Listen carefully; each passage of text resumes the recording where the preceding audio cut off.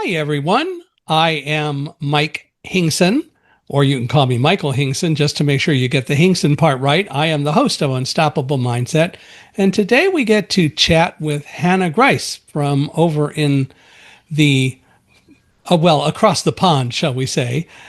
So it's later in the evening there, and she was just telling me that her children celebrate Christmas tomorrow because they also have another Christmas to celebrate on Thursday.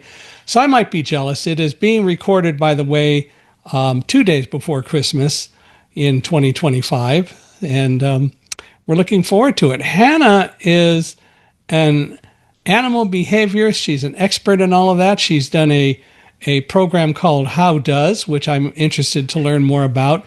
She has also founded other organizations dealing with training, I think probably more humans than pets, but all about pet training and developing relationships. Just before we came on, we were talking about a couple of our kitties. And I should tell you, Hanne, I had a guide dog, my second guide dog, Holland, who was a golden retriever, lived 15 years. So he lived a long time and was actually 3 weeks from retirement when he collapsed and I think had a stroke and a heart attack. And the vet said we could bring him back, but he wouldn't have a good quality of life. So, but we were only without a guide dog for 3 weeks. But anyway, with all that aside, welcome to Unstoppable Mindset. We're glad you're here. Thank you so much for having me. It's an honor. And I'm sorry to hear about Holland. So thank you for sharing that. Well, he was a wonderful puppy dog, and now we have Alamo, who will be 10 years old on the 14th of May, and he will have been a guide dog for me for 8 years on the 24th of February, and that's especially interesting because the 24th of February is my birthday, so I regard Alamo as a wonderful birthday present, which is kind of cool. Oh, that is cool. And how long, Michael, would you typically have a guide dog for? When do they typically retire? Typically, it's an average thing. It really is all a question of how the guide dog is doing and so on. Because it's a very stressful job, but it's also up to me to keep the stress as low as possible. But typically, it's 6 to 8 years. Mm-hmm. And I expect Alamo to work and be around for quite a while yet. He's just doing really well and isn't showing much age, and I'm happy with that. And then Stitch is going to be 16 in January, so we guess. We rescued her back in 2015, and and so she's been around. And the two get along pretty well together. They don't chase each other or anything like that, but they do communicate, and they talk, and they touch noses and all that. And every so often, Stitch steals Alamo's bed, and poor Alamo doesn't know what to do about it because Stitch has claws and he knows it. So he just goes and finds another place to collapse until she leaves. Yeah, cats and dogs, they find a way. But two of the species that I work very closely with. So, yeah, and a testament to the quality and type of relationship that you have with them, that they're aging so well. So that's great to hear. One of the things that I insist on when I'm having to get a new guide dog, which I don't anticipate doing for a long time yet, but one of the things that I insist is that any guide dog I get has to have been raised around cats and get along with cats. I've seen a couple of guide dogs that are cat haters, and I would never want that kind of thing, especially when it's such an easy distraction when that happens. Yeah, yeah. I can't imagine what it would be like if suddenly you're finding yourself careering down the street. Right. My dog's chasing the neighbor's cat. Not good for any of the animals or human involved. So, yeah. My fourth guide dog, Linny, loved to chase rabbits. Now, not out of any kind of meanness or anything like that. She just wanted friends, and she loved to visit. My first guide dog, Squire, when we were in Boy Scouts and went to a camp on a camping trip one weekend, actually caught a roadrunner, and we discovered that the roadrunner had a broken leg, but we fixed it and the roadrunner took off. But again, he just wanted to talk. He never hated any animal, and you know, none of my guide dogs have ever done anything except they've never known a stranger. Everyone is a friend to them, people and animals, which is great. And that's what I love about my job, Michael, because I am, and you said at the start, I'm working with animals, but predominantly it's the humans that engage my services. It's the humans that are looking for help and support with their animals. And so when any of my students or young and aspiring clinical behaviorists or trainers say to me, oh, I want to do this job because I love animals, I don't like people, I always say, well, you're going to be in the wrong job. You have to like humans as Yeah. well, because they're the ones that really you're working with to help change their animals' behavior, and they pay the bills. Well, since you do work a lot with training animals and so on, have you had any success at training politicians? I mean, there's an animal for you. I have had all sorts of clients on my books, from the rich and famous to sportsmen and politicians. So I can't disclose names. However, what I will say is I have successfully used my effective consulting skills on humans to reframe, because actually, if we think about when they engage my services, usually it's because there's a fractured pet owner relationship. For example, you might have a dog that's lunging at other dogs, or the cat that's attacking another cat in the household. And by the time they come to me, they're really frustrated. They're labeling their animals as naughty. And actually, my role is to take an investigative approach, look at all the evidence, and help the clients understand, why the animals are doing what they're doing, what's the function. And usually we start to see that human mindset shift when they have that understanding. And that's incredibly powerful because, once we get that human understanding, the behavior change in animals then follows. So it really does begin with the insight in the humans. Really good point. I've seen a lot of people interacting with guide dogs, and some of them get very nervous, especially when they get lost or something isn't going exactly the way they want. And the reality is that nervousness translates to the dog, and the fact is that the dog gets stressed out because their person is stressed out. And I think there's a lot of truth to what the dog whisperer Cesar Milano says, is that the dogs are looking for a pack leader. They want the humans to do it. But when some of these people get so nervous, they stress out the dogs, and that has a significant effect on the lifespan. Guiding is very stressful, and the dogs take it very seriously and want to do a good job, and they want to know that they're doing a good job. And if you get stressed, it's a problem. Absolutely. What I would say is it's more scientific in the sense that when we look at the evidence out there in terms of how our animals influence us and vice versa, it tends to be much more subtle. Yeah. For example, animals do act as a stress buffering mechanism. For example, if we're feeling worried about something or unsettled, if we see our dog lying, calmly by our feet, we're going to pick up on those cues, and that will help us settle. And there's a good amount of evidence, as you'll be aware, Michael, of how animals can lower our heart rates, our breathing rates. They can reduce our stress hormone levels. But what's interesting is that doesn't happen in isolation. And over time, humans and their animals do fall into these shared rhythms like you're talking about. So essentially, we are synchronizing things like our routine, our movement, our emotional states. And so that synchrony does work both ways. And when, to your point, as our stress levels rise, or our routines become unstable, absolutely our animals will often reflect that. And it's not about leadership at all. It's actually about our emotional regulation or inability to regulate at that moment. Exactly right.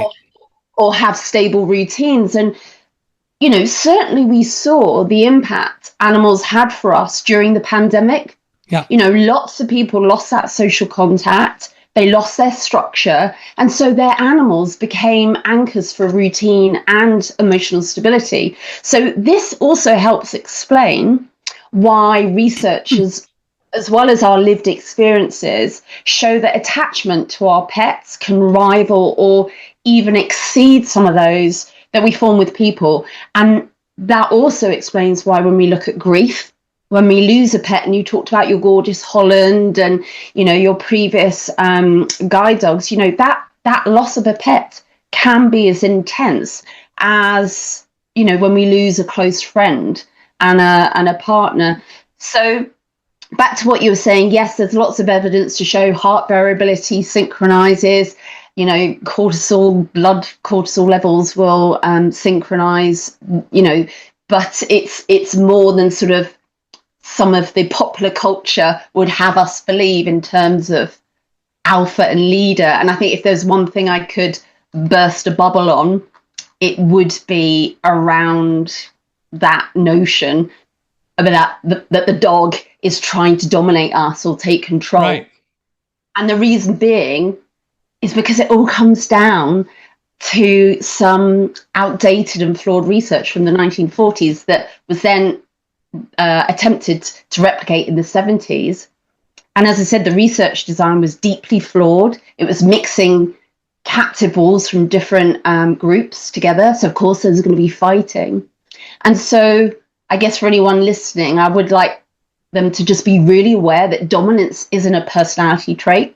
It simply describes a relationship between individuals in a specific context. So when your dog is sat next to you at home, they're not plotting to take over the household. They're not like, Dr. Evil in Austin Powers. They're not trying to take over the world. When we see the behaviors like the chasing after the road runner, or the lead pulling after the neighbor's cat, or the growling when they're being touched for grooming, or when they're guarding objects, those behaviors are usually linked to fear or frustration, learning history, even pain. And so when we look through things with a dominance lens, that alpha lens, it tempts to explain animal behavior without actually helping the animal. Do you know what I mean? So I when do. we shift, so when we shift, I should say, our focus to understanding what's actually driving that behavior, how is that environment, or how is the handling from that individual contributing or compounding the issues that people are coming to me to get help with? What does the animal need to learn instead? Then we get actually better welfare outcomes and much more reliable behavior change done in a science-led, ethical, humane way. Well, I was talking about Squire chasing the Roadrunner. It is and it's always been my opinion that Squire was the first one to see that bird was injured. And I am absolutely certain that he would never have been able to catch the Roadrunner if that Roadrunner had been able to go at full speed. But the bird had a broken leg, and we fixed it. We taped it, we splinted it, and then the bird ran away. And Squire didn't follow it. But I think that there was a sense, and I'm still convinced to this day that was the case. And I don't want my dogs to be afraid. My previous guide dog to Alamo, actually not even Africa, but going back to Roselle, who was with me in the World Trade Center, Roselle was afraid of thunder. Now, she didn't start out being afraid of thunder, but we really didn't know how to deal with it probably correctly. And she developed this phobia so that she could even sense when a storm was coming before it got to us. And we worked to calm her down as much as we could. But she was our early warning system for storms. And, but that was also one of the reasons that I knew on September 11th that we were going, that we didn't have to just rush out of the office like crazy people, because she wasn't reacting after the building was struck. She wasn't reacting with any kind of fear evidence at all. Mostly she was yawning and going, "Who woke me up?" And the bottom line is that she didn't sense anything, and I wasn't smelling any smoke.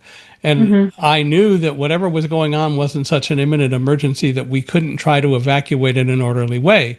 And that's what happened. But I have a question for you. How did all this start for you? So tell us a little bit about the early Hanne growing up, and how did you get into the whole idea of dealing with animals and starting this whole process? Well, partly stories like yours, fascinating, absolutely fascinating. So as a child, there's a big age gap between my brother and my sister and I. So I was the youngest, and I was always fascinated with human animal interactions anyway. But because I think my siblings, where they were so much older, my animals were really my constant companions. Mm. And so that's where the deep love of a range of species started. And I was very lucky in that I think because there was such an age gap and my brother and sister weren't around, my parents were sort of like, yeah, you can have another rabbit, or you can have a stick insect. And it was kind of just keep it quiet.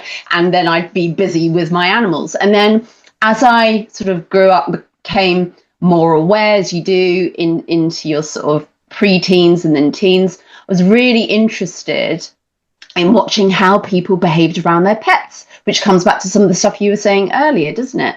And I became really curious as to why someone could describe themselves as an animal lover, yet use methods or make choices that clearly compromised the animal's welfare. So that really fascinated me. And I can't pinpoint it to a single defining moment, but certainly I wasn't fortunate to, unlike my students nowadays, because I also lecture, they can do what I do as a degree. When I was growing up, it was vet or veterinary nursing. So it took a while before I could viably get onto the degrees and masters to specialize.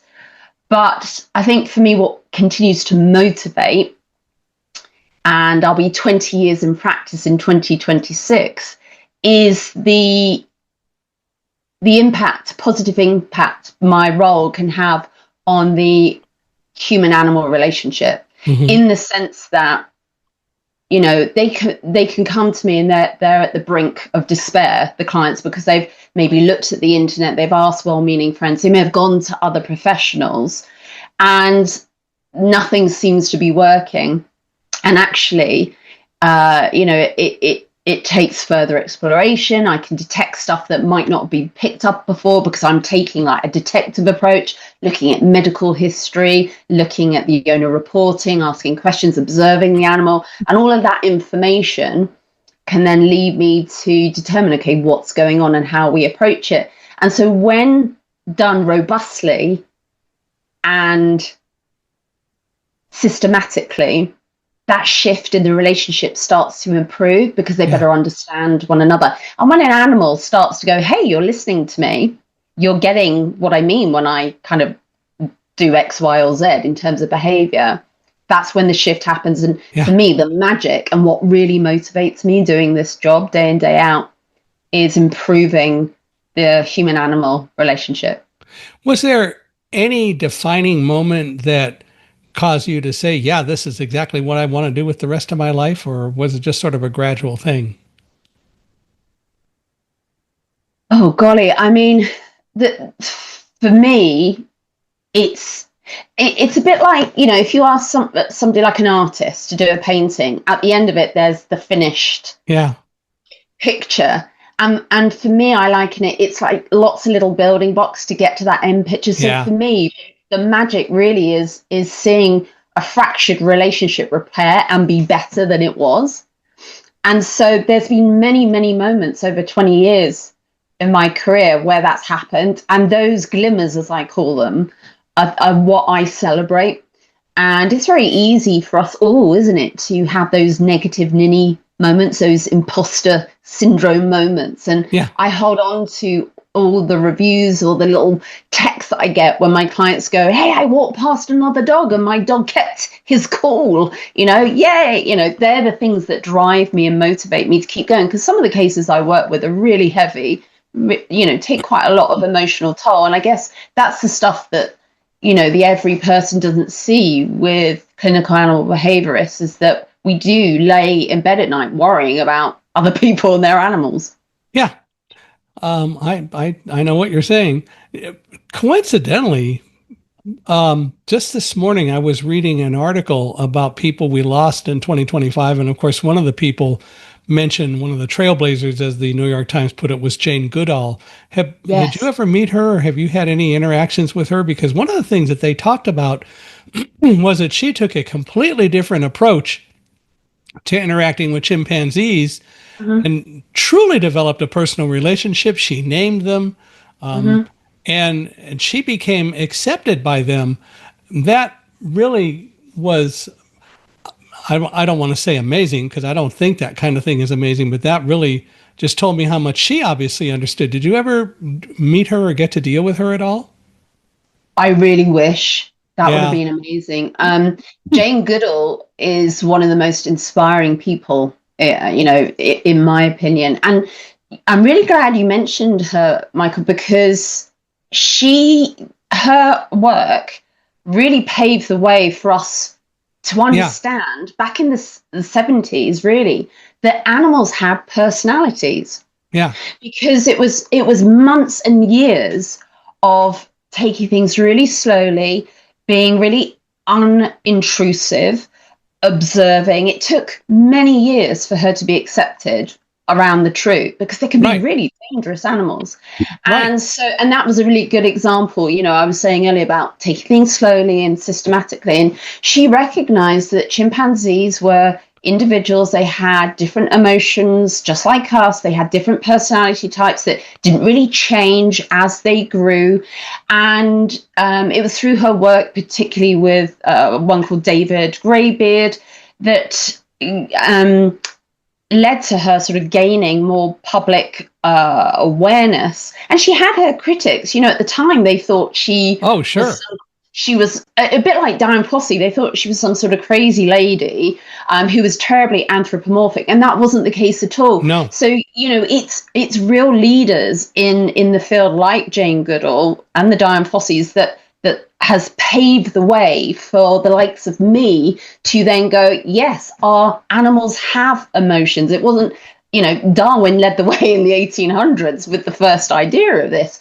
But, it's not that long ago that really we thought animals were just unthinking, blobs that, were incapable of feeling pain. And sadly, even today in social media, we see Yeah. some awful advice given out Yeah. to cat or dog owners about how you deal with problems in order to have a quick fix, and that's not the case at all. So, No. yeah, I'm really happy you brought her up, because, yeah, amazing lady. Well, I don't remember exactly when it occurred. It was sometime when I was 10 or 11, sometime in the very early 60s. She came and lectured in the area where I grew up in the Antelope Valley. And my parents and I did go to see her. I don't remember Yeah. anything about the lecture, but I know it was interesting. And I wish I could remember more of it, but that was the only time that we were ever close to her. But it was fascinating. And of course, knowing about her life and the things that she did, I absolutely understand and agree with you. When I worked, which I did for Guide Dogs for the Blind for 6.5 years, we lived in Northern California, about 7 miles from Guide Dogs for the Blind, and literally just down the street from the Marin Humane Society, which is one of the more famous and well known organizations of its type in the United States. And talking to some of their people, they said how so often it's not really training the animals that is what we're dealing with here. It's training the humans. Yeah.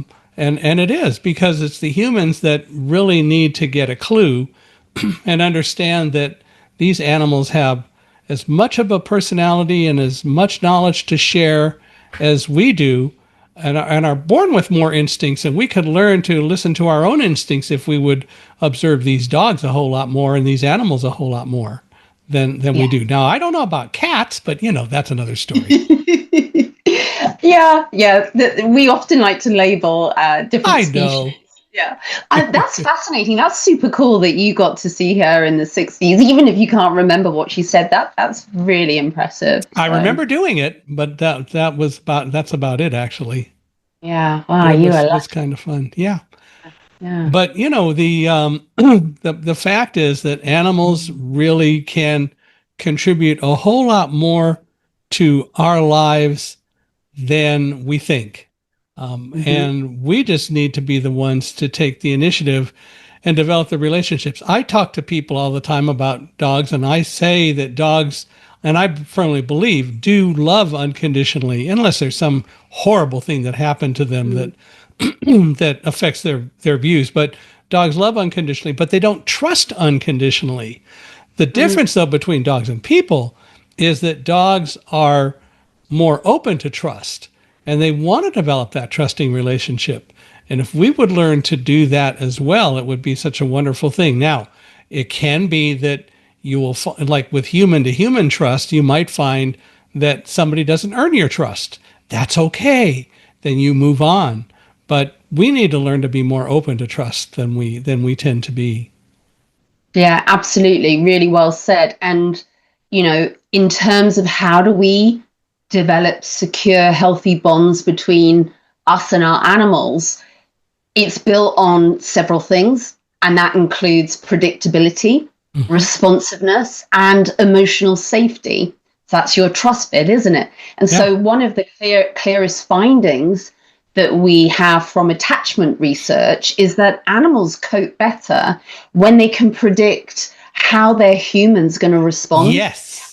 And when their attempts at communication are noticed and make sense to the animals. So, for example, in everyday life, this might look like your dog pausing or turning their head when we're reaching out to stroke them, or it might be the cat choosing to leave a stroke as you're attempting to reach out to their cheek.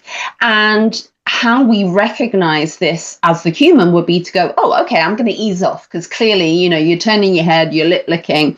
That's telling me you'd rather I stop trying to reach out to pet your head. Or the cat walking away, I'm going to allow you to do that, pussycat, rather than follow you and try and pick you up and give you a cuddle. So when handlers respond in those ways to their animals' responses, the animals learn very quickly, hey, my communication works. And then that understanding strengthens the animal owner relationship.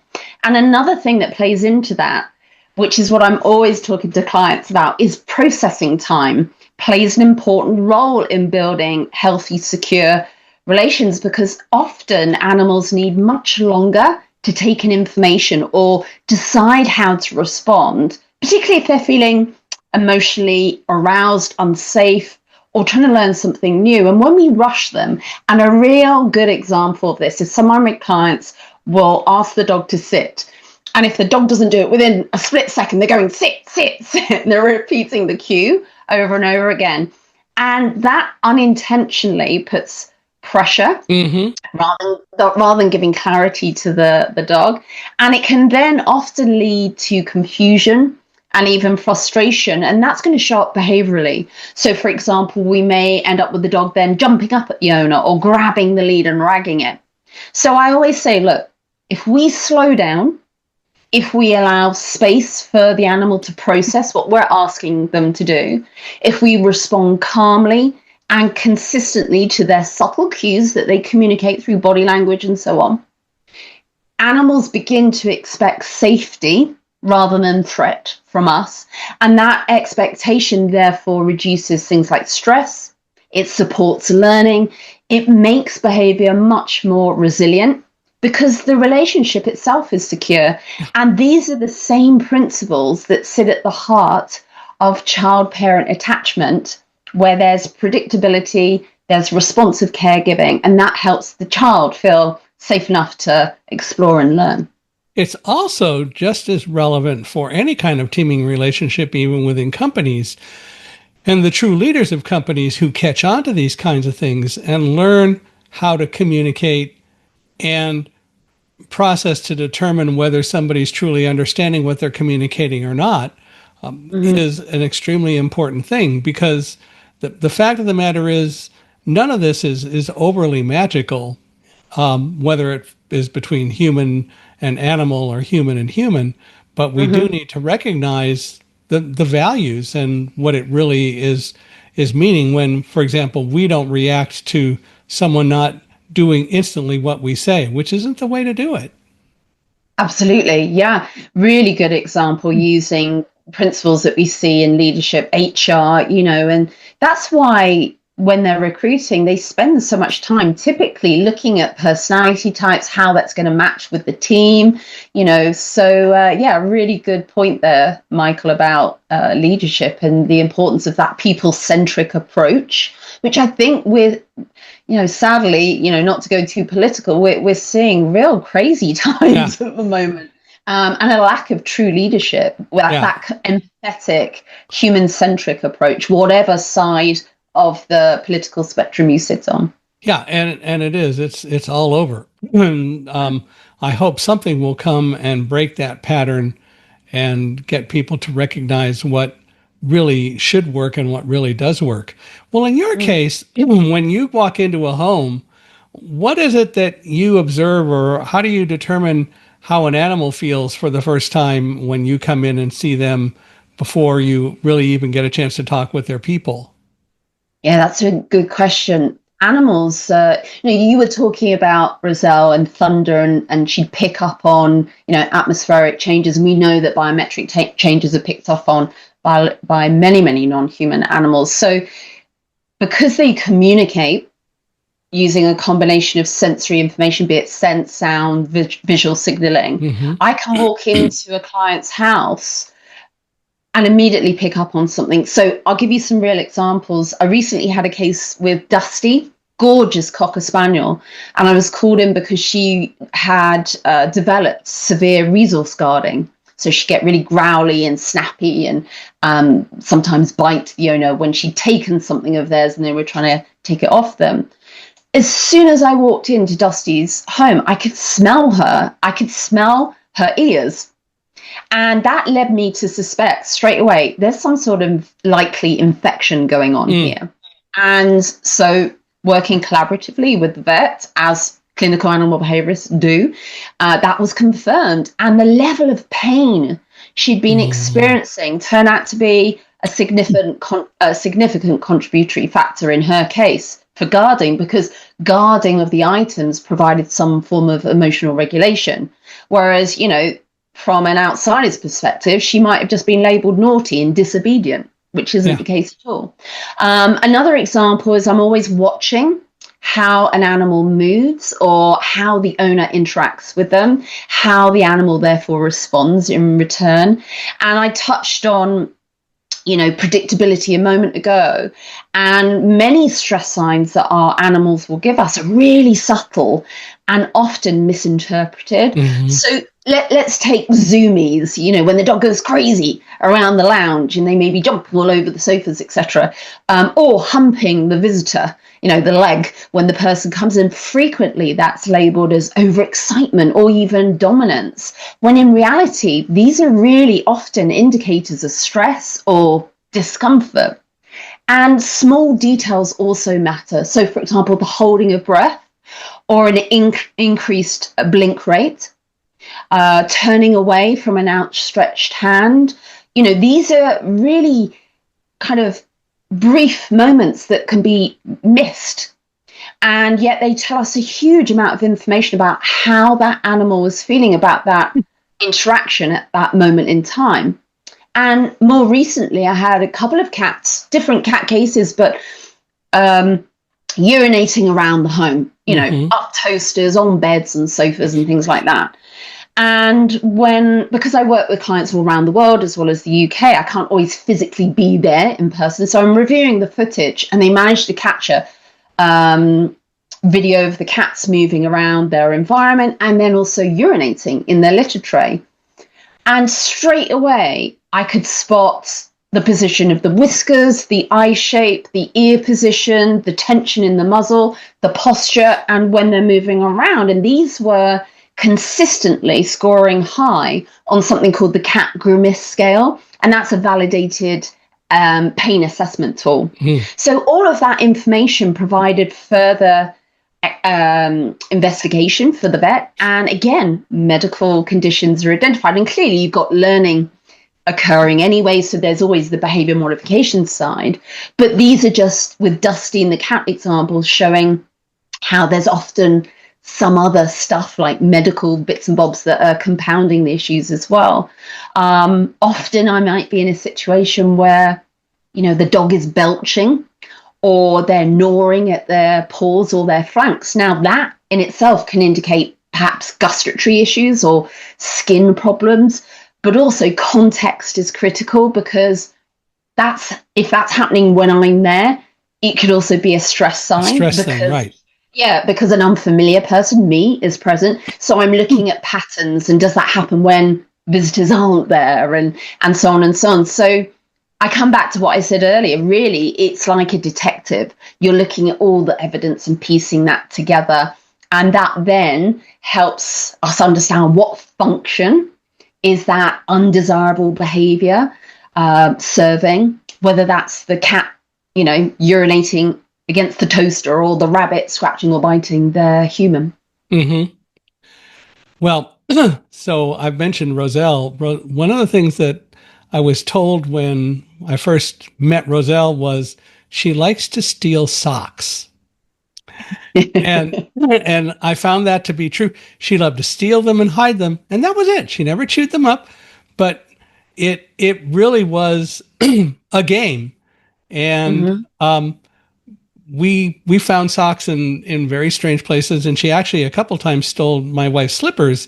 But again, she stole them and she hid them, and it was she was very proud of herself. She thought it was a fun game, and we never reacted negatively to it, because clearly it wasn't a bad thing. She didn't ever chew them up, so we knew it wasn't a bad thing, and we just accepted it as a game.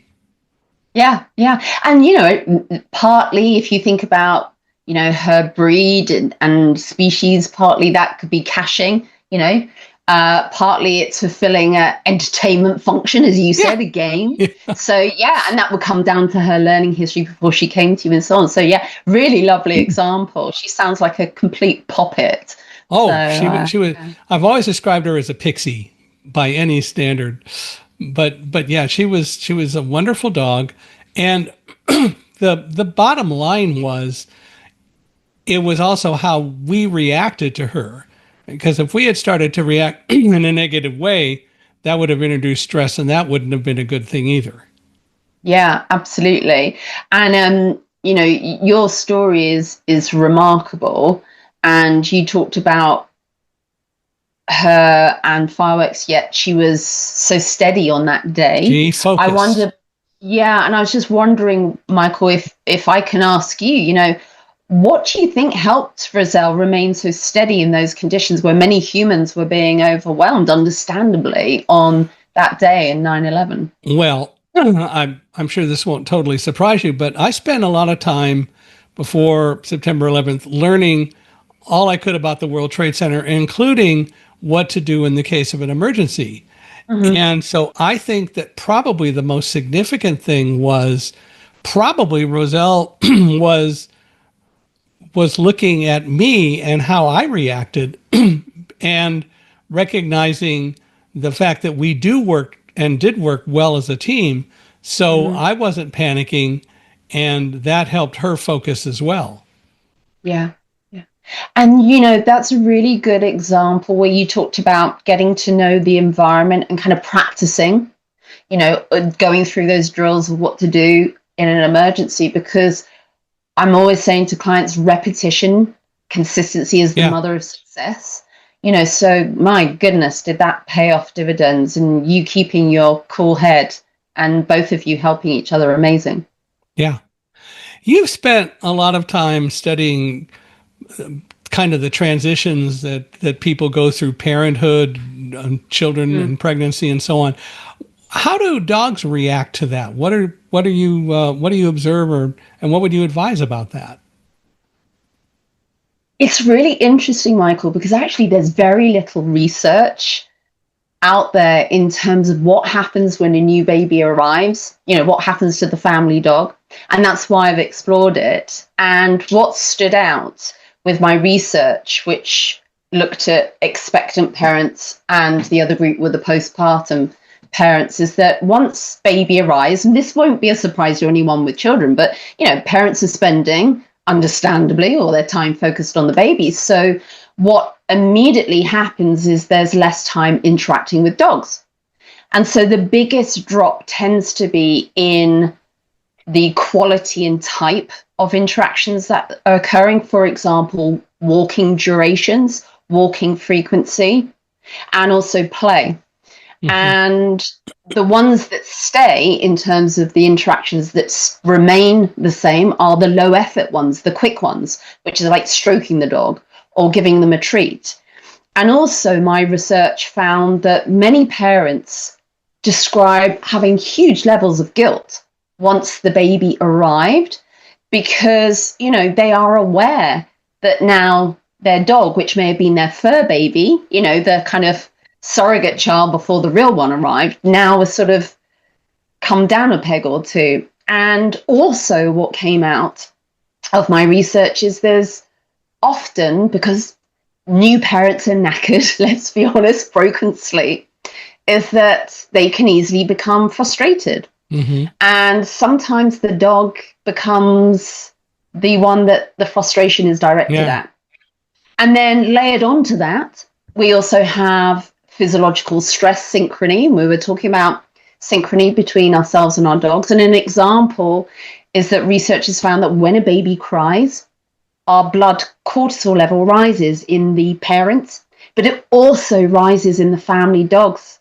Blood cortisol levels also rise. So what that shows is, oh my goodness, you know, there's a significant impact on the new baby that has on the dog's day-to-day life. And it might not be obvious because the dog may just kind of plod to the bed and rest. But there's all this other stuff going on that might not be obvious. So the key takeaway from my research is that, you know, if you're having a baby and you have a dog, you know, absolutely baby prep your dog for that change that's going to come, you know, especially if your dog has any problem behaviors, you know, be it pulling on the lead, they don't like visitors, you know, build support systems. So enlist qualified, humane, ethical trainers and behaviorists, dog walkers. So we've got some sort of routine, or enlist family support or friends to help out. So there's some predictability. There's some quality one-to-one time for the dog once baby comes.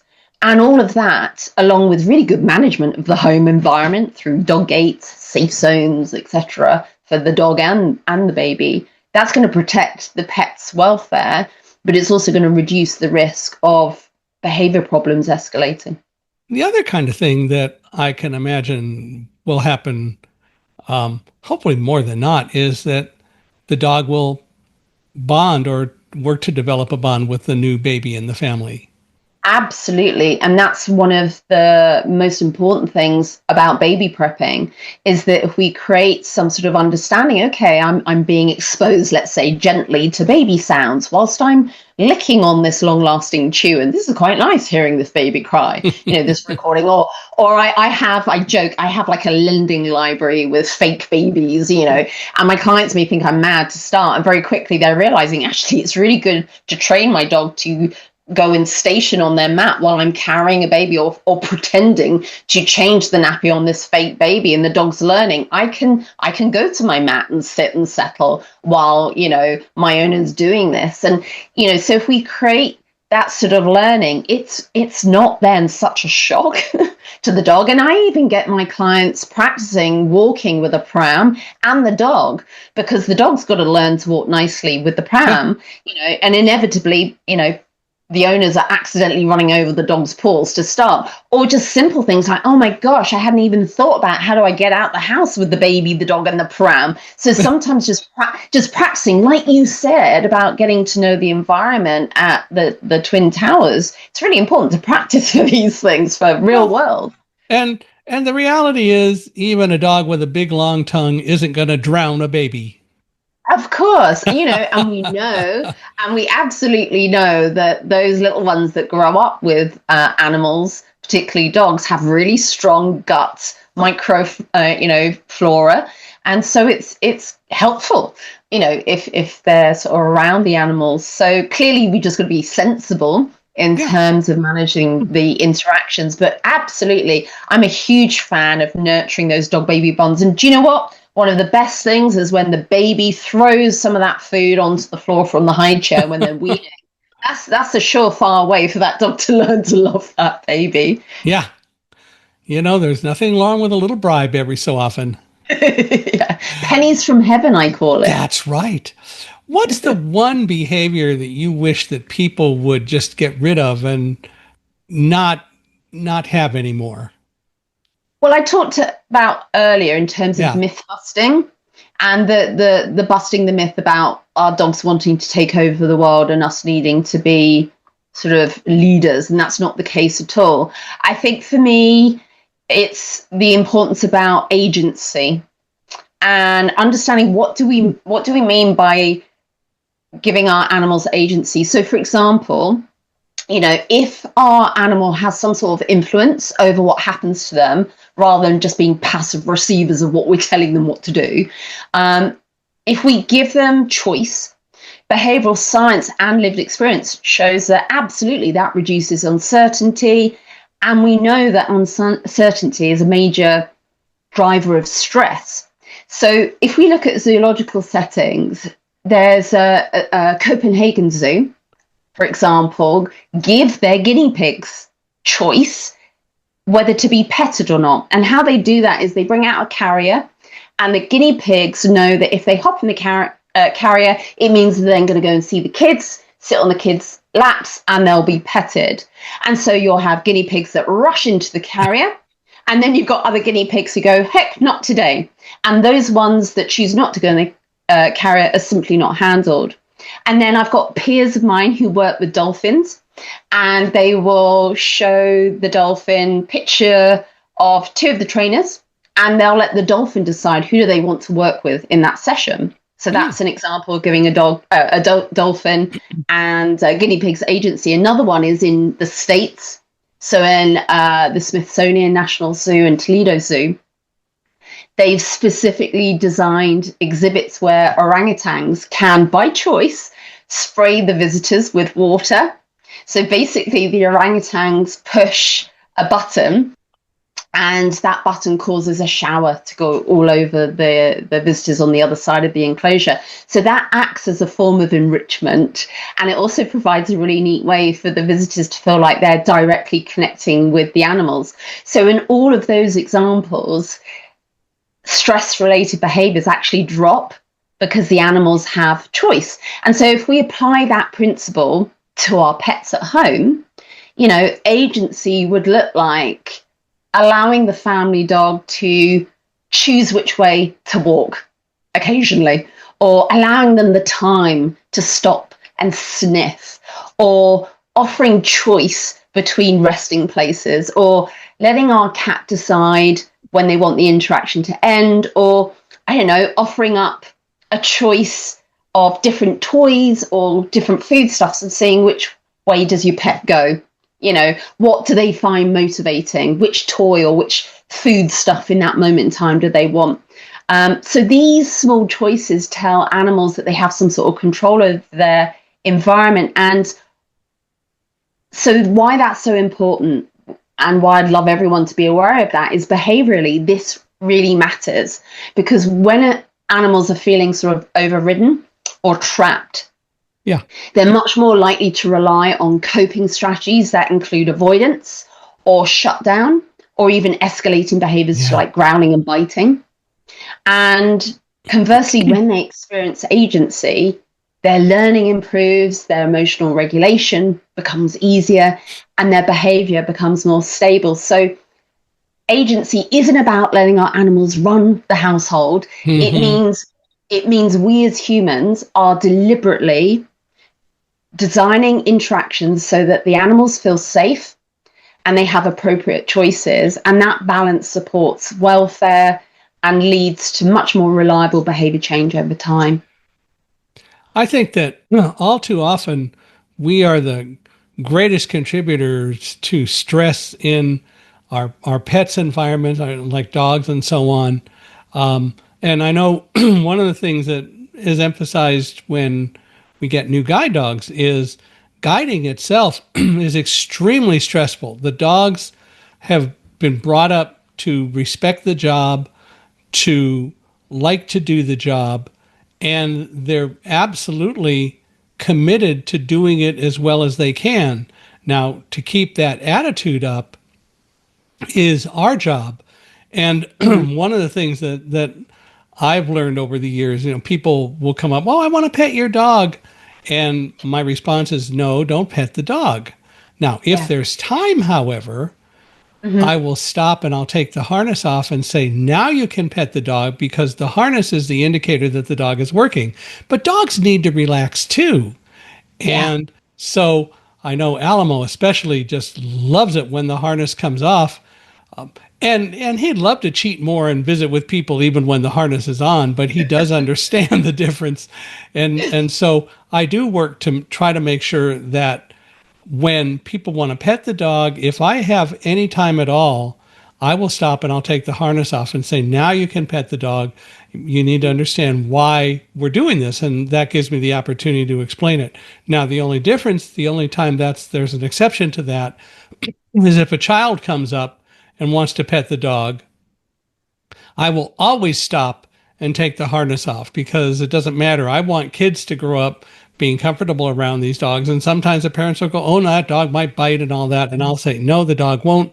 And I'll always take the harness off for children. I may not always have the time to do it for adults, but I'll take the time for kids, because I want them to really understand that these dogs are not mean and that they have a job to do. And so it gives me the opportunity to talk about that.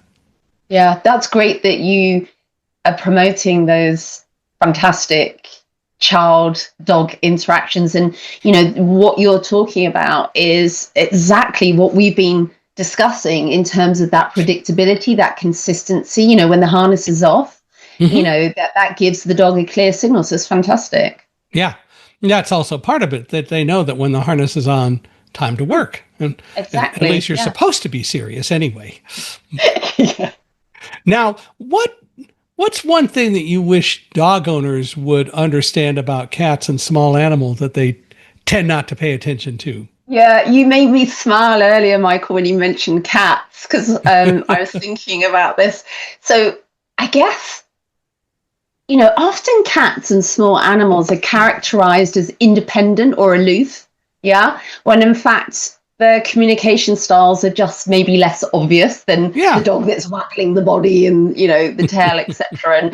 And, looking really happy when the owner returns home, whereas a cat may sort of slink past and we think, "Oh, okay, they're not that fussed."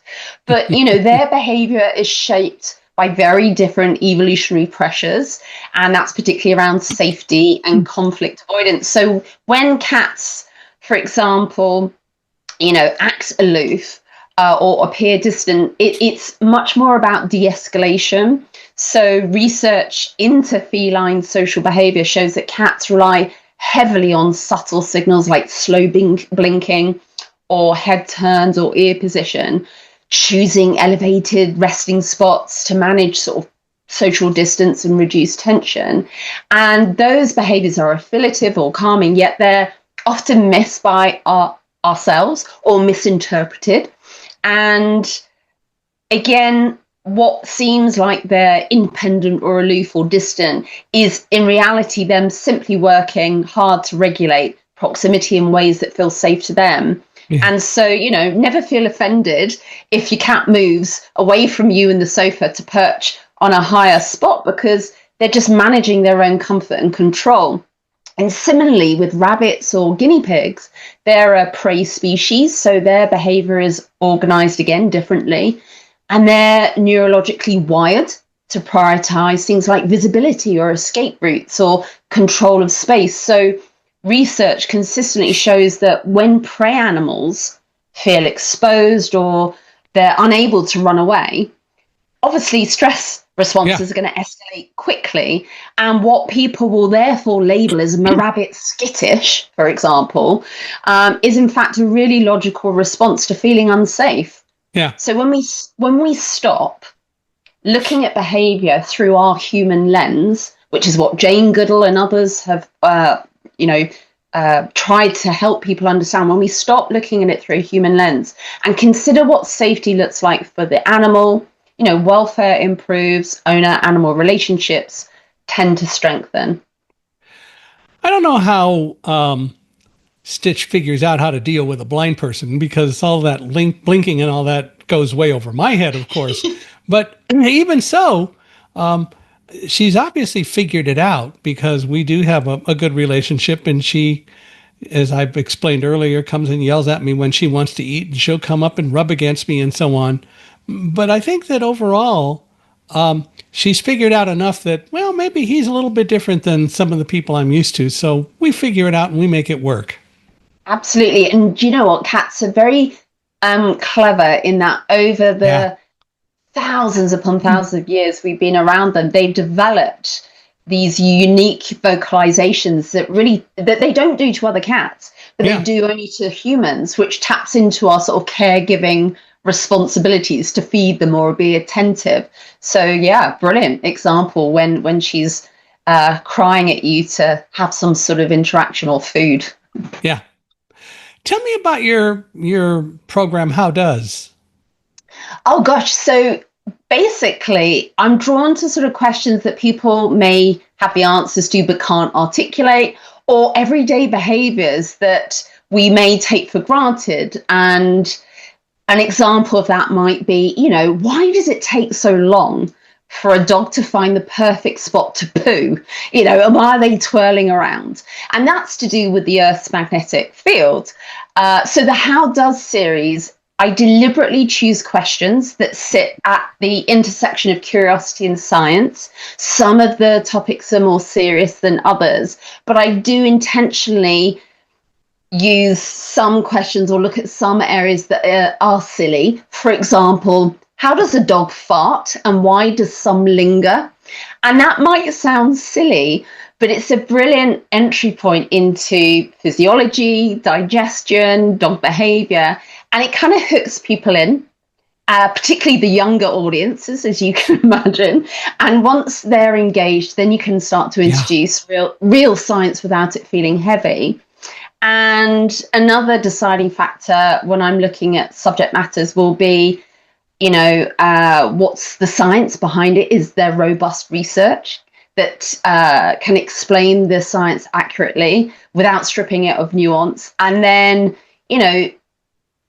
I might look at a different angle, like with my Animals in History series, which is another one that I do, where it's still grounded in human-animal interactions, but it's about historical moments involving animals and what do those stories reveal about humans and how we understood them, how we valued them or misunderstood them, and so on. So those two series, How Does, is the kind of science behind what animals do and so on. And the Animals in History is still approaching curiosity, but from a different angle. Is there one animal in history that really has changed how you think about animals that you maybe have talked about in your animal history series? Gosh, I at the last look, I think I've done about 67 so far of the animals in history. And there are some that really stick with me. And if I'm allowed to have more than one, is that all right, Michael? Oh, sure. Okay, so there's ones like Operation Acoustic Kitty, which is completely inhumane and unethical by today's standards. But back during the Cold War, the US researchers tried to create cat spies and basically fitted them with microphones and listening devices within their bodies. And it was a bit barbaric, to say the least. But that experiment was scrapped. It wasn't very successful. In the real world, the cats, when they were experimenting with them out on the street, inevitably got run over or distracted. There's other experiments like attaching incendiary devices to bats in an attempt to help with the Second World War effort, which was unsuccessful because the bats didn't always do what the researchers hoped they would do. And then there's Project Pigeon, which is fascinating.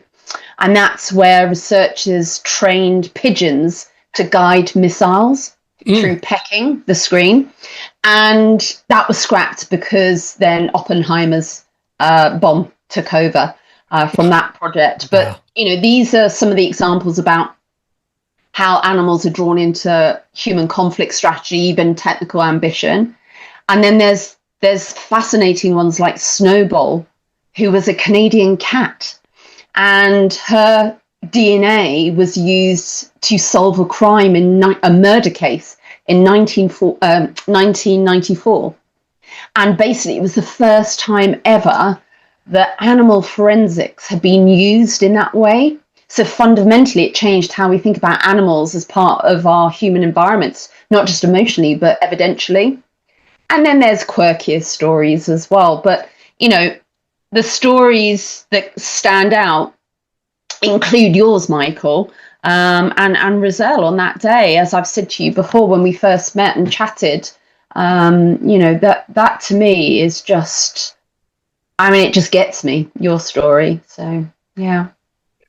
So what's next for you? Oh, golly. So, there's always many plates spinning, let's say. I'm working on putting the Animals in History series into a book. So my plan is to produce a version of the video series into a form that would be of interest to young kids and adults who are interested in the quirky and the curious. And then always stay curious, I guess. I think curiosity matters. It's what drives my How Does series. It's what interests me with the animals in history and my articles that I write, my podcasts, etc. So whether we're talking about humans, whether we're talking about non-human animals, it makes far more sense to pause and ask what might that individual be experiencing rather than rushing to explain or correct it. And I think if we're patient, if we're responsive, if we allow animals the time, and humans, that they need to cope in a world that's often crazy and for animals largely designed by us, I think we'll be much better advocates for our animals and each other. So I always think, stay curious. So that's what I will stay as my mantra going forward.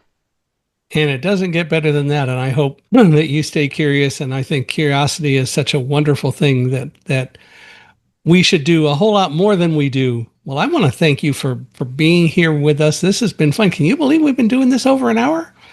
Oh, gosh. I'm so flies. sorry. I could waffle on forever. So I'm not complaining. I'm not complaining. We'll have to do this again. Yeah, sure. Thank you so much for having me. Well, this has been fun. And I want to thank all of you for watching and listening.